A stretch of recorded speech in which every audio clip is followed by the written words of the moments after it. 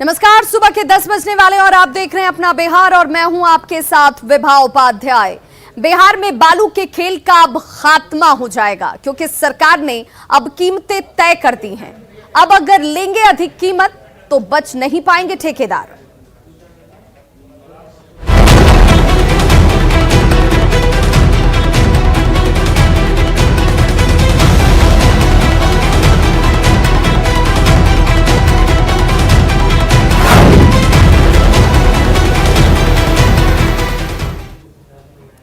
तो अवैध बालू खनन के खिलाफ न्यूज 18 की मुहिम ऑपरेशन पीला सोना का बड़ा असर हुआ है। न्यूज 18 पर खबर दिखाए जाने के बाद हरकत में विभाग आया। राजस्व के नुकसान पर रोक और बालू माफिया पर नकेल के लिए जिलों में बालू के दर तय कर दिए गए। पटना समेत 4 जिले जिनमें बालू की कीमत तय कर दी गई है। अब तय रेट से ज्यादा कीमत पर बालू बिक्री की शिकायत के लिए खान एवं भूतत्व विभाग ने जिलों के संपर्क पदाधिकारियों के नाम जारी कर दिए हैं। यानी अगर आपसे ज्यादा कीमत वसूला जाता है तो आप इन पदाधिकारियों को संपर्क साध सकते हैं। इसके साथ ही किसी भी प्रकार की असुविधा या फिर शिकायत के लिए पटना स्थित कंट्रोल रूम में फोन कर सकते हैं। और ऐसे में चलिए अब आपको बताते चलें कि राज्य में प्रति 100 घनफीट के लिए बालू की कीमत जो है वो किस जिले की क्या तय की गई है, जो कीमत आपको चुकानी होगी। पटना की बात करें तो पटना के लिए 4027 रुपए जो प्रति टन के हिसाब से कीमत जो है वो तय कर दी गई है। वहीं भोजपुर के लिए 4000 रुपए तय किए गए हैं। ये वो कीमतें जो इन 4 जिलों में तय कर दी गई हैं और इसी के हिसाब से अब आपको बालू की खरीद करनी है। औरंगाबाद के लिए 3950 रुपए तय की गई है कीमत। और रोहतास की बात करें तो रोहतास के लिए कीमत जो है वो 3950 रुपए तय की गई है। हालांकि इन तय कीमतों में कुछ अलग से भी चार्जेस जो हैं वो आपको लगेंगे। ये चार्ज आपको देने होंगे। जैसे अगर पटना की अगर बात कर लें तो पटना में क्या कीमत है वो हम आपको बता रहे हैं। बालू की कीमत के साथ ये चार्ज आपको देने पड़ सकते हैं। पटना में प्रति 100 घनफीट बालू की कीमत 4027 रुपए जो है वो तय की गई है। लोडिंग चार्ज के तौर पर आपको 300 रुपए देने होंगे। बेचने वाले को कमीशन जो है वो 201 रुपए का देना होगा। और इस तरीके से ये कीमत जो है वो 4528 रुपए तक पहुंच जाती है। ढुलाई भाड़ा जो है वो प्रति किलोमीटर 35 रुपए अलग से आपको पे करने होंगे, देने होंगे।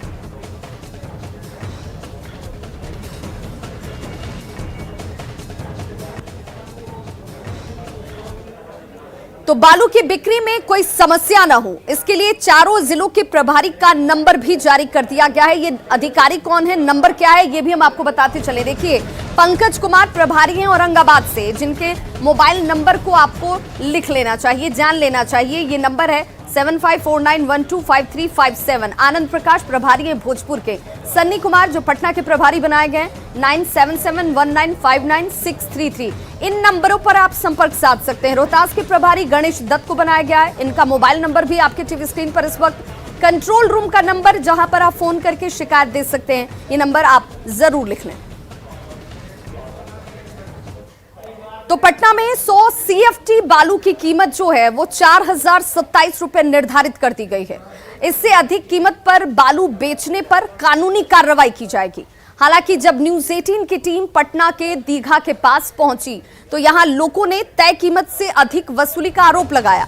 हमारी टीम को देखकर ट्रैक्टर पर लोडिंग कर रहे लोग जो हैं वो जरूर फरार हो गए। लोगों का ये कहना है कि कागज पर रेट कुछ और रियल में रेट कुछ और वसूले जाते हैं। हालांकि इस दौरान एक कारोबारी ने चालान दिखाकर सही कीमत लेने की बात भी कही। देखते हैं संवाददाता संजय कुमार की यह खास रिपोर्ट। बालू की कीमत को लेकर अब किसी तरीके की मनमानी नहीं चलेगी। खान एवं भूतत्व विभाग ने बालू की कीमत तय कर दी है और राज्य के 4 जिलों के लिए रेट तय किया गया है। राजधानी पटना की अगर बात कर लें तो यहाँ पर जो रेट तय किया गया है वह 100 CFT के लिए 4027 रुपये तय किया गया है। और इससे अधिक अगर कोई बालू की रेट लेता है तो उसके खिलाफ खान एवं भूतत्व विभाग कार्रवाई करेगा। फिलहाल जब न्यूज 18 की टीम दीघा इलाके में पहुंची, यहाँ पर देखिए बालू जो है स्टोर करके रखा हुआ है। बालू जो है लोड किया जा रहा था ट्रैक्टर पर। हमारे आते ही जो लोग बालू लोड कर रहे थे वो यहाँ से अपना सामान छोड़ के भाग गए। यानी अवैध तरीके से बालू संग्रहित किया गया है। और हैरानी की बात है कि बगल में दीघा थाना है, दीघा थाने को दिन दहाड़े बालू का ये अवैध कारोबार नहीं दिखता है। बहरहाल अब ये न्यूज 18 की टीम जब पहुंची है तब लोग यहाँ से भाग गए हैं जो बालू के कारोबारी थे, और अभी यहाँ कई सारे ट्रैक्टर भी लगे हुए लेकिन कोई नजर नहीं आ रहा है। 100 फीट बालू की कीमत क्या है, जो स्थानीय लोग हैं उन्हीं से जानने की कोशिश करते हैं। 100 फीट बालू की कीमत सरकार ने तय कर दी है 4027 रुपए पटना के लिए। ये लोग कितना लेते हैं? सब सर यहाँ 12,000 13,000 से कम में कोई नहीं बेच रहा है। 100 फीट का? हाँ 100 फीट का। 100 फीट नहीं रहता है, 100 फीट का 80 फीट बालू रहता है। अच्छा, अभी हम पहुंचे थे तो ये लोग भाग क्यों गए? भाग गए डरे सर, डरे भाग गया कि पुलिस है धर लेगा तो जेल कर देगा। ये अवैध तरीके से ये धंधा चल रहा है। हाँ मेरा नाम नवाब कुमार है। ये स्थानीय है जी।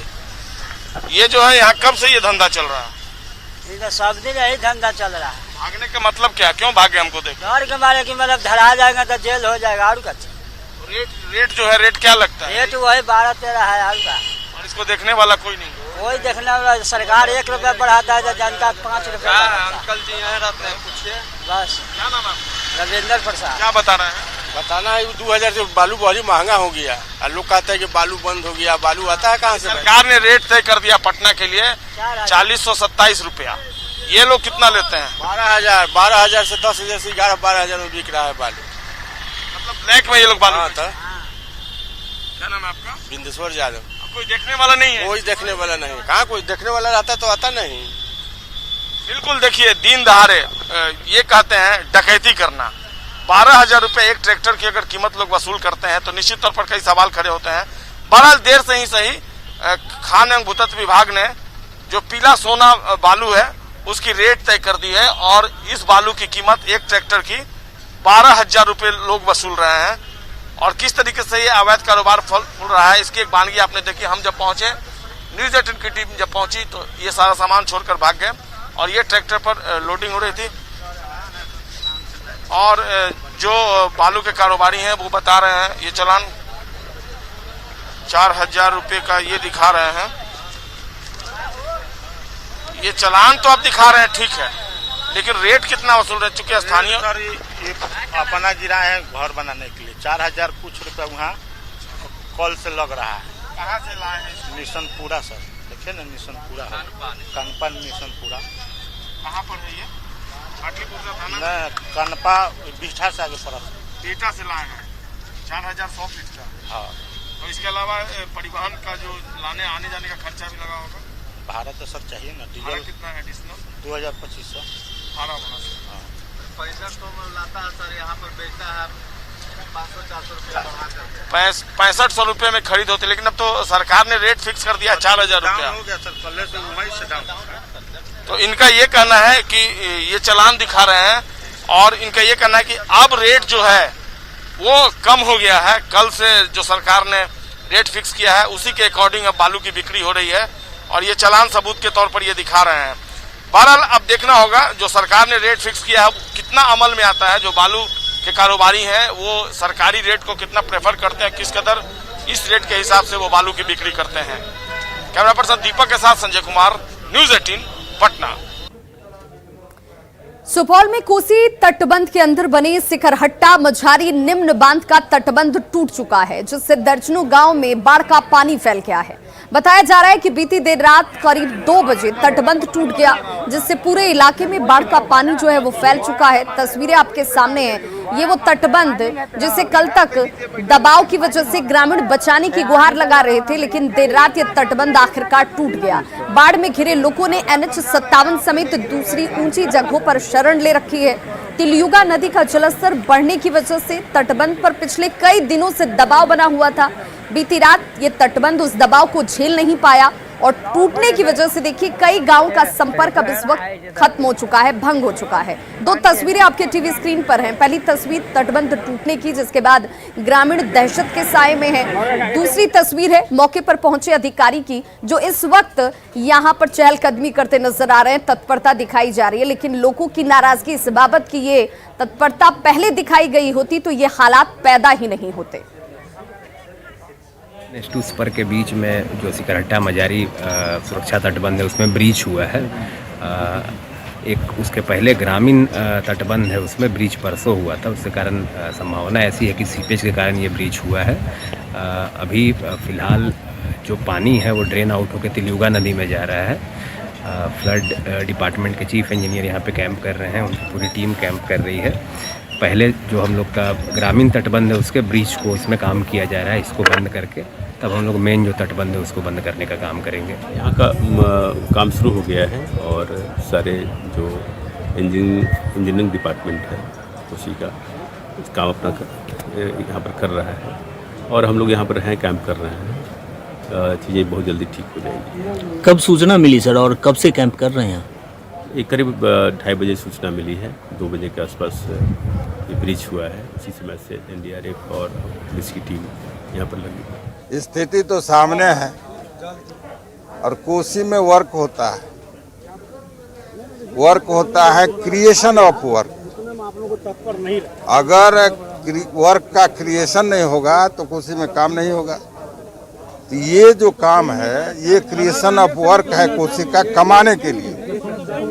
इसको सरकारी नहीं मान करके ये अगर सुरक्षित रहेगा तो डाउन में सुरक्षित रहेगा, लेकिन कल तक ये कुछ नहीं था और जब ये टूट गया तो इसके बाद इनके विभाग का हो गया। तो ये क्रिएशन ऑफ वर्क है।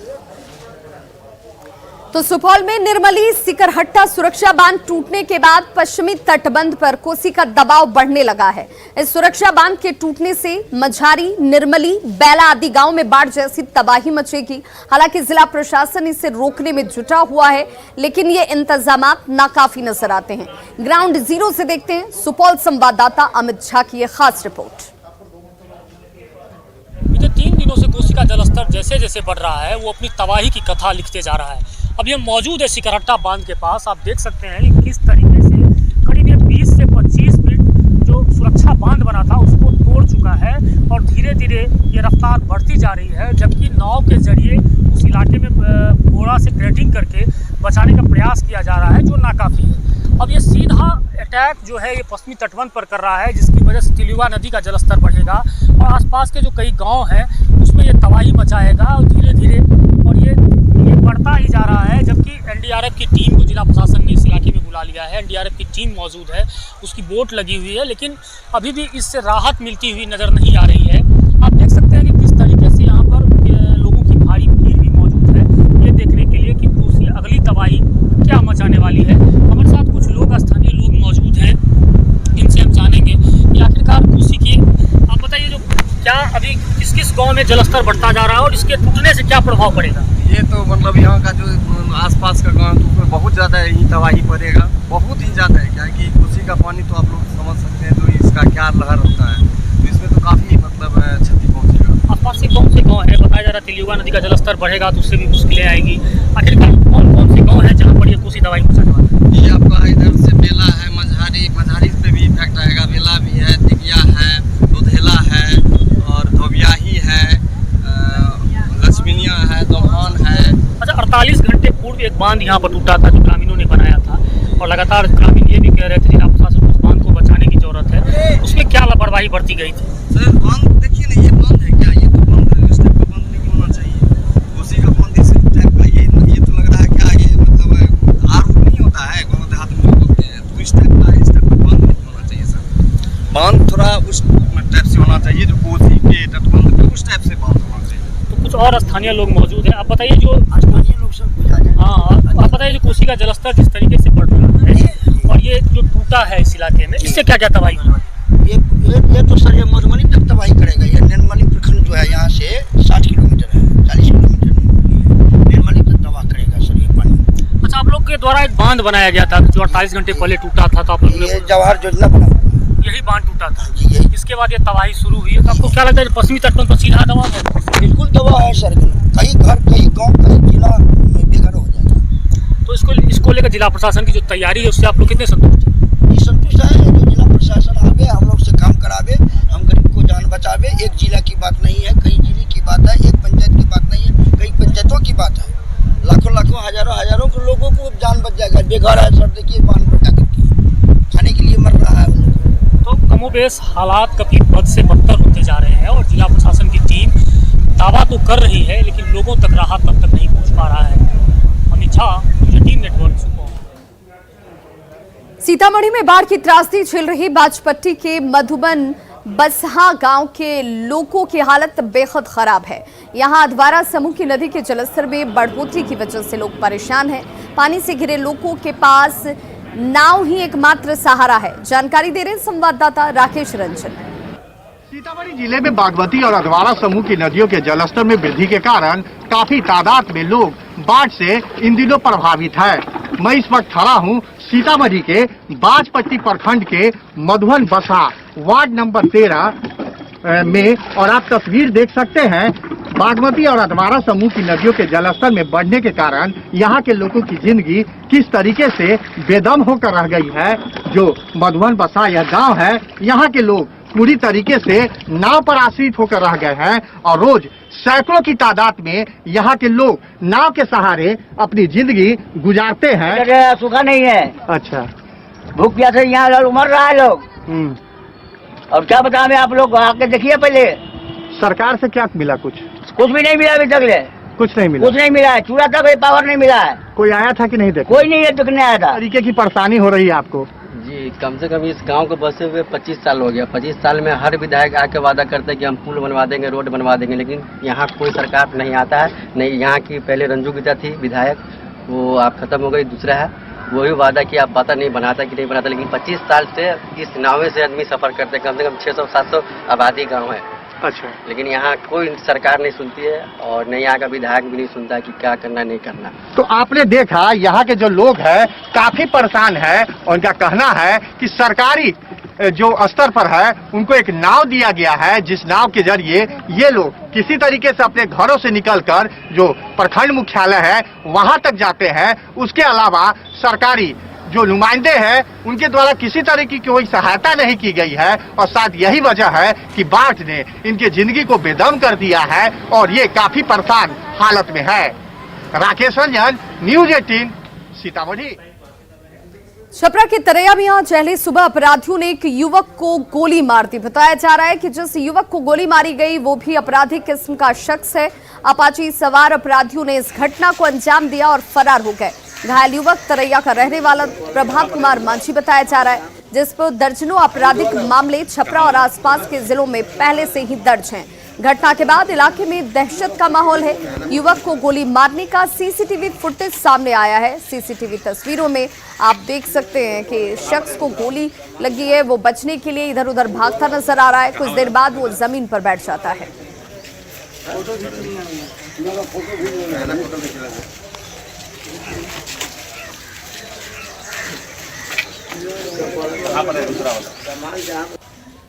कटिहार के फलका प्रखंड की बैरिया पंचायत में मां अपनी नवजात बच्ची को अस्पताल में छोड़कर फरार हो गई।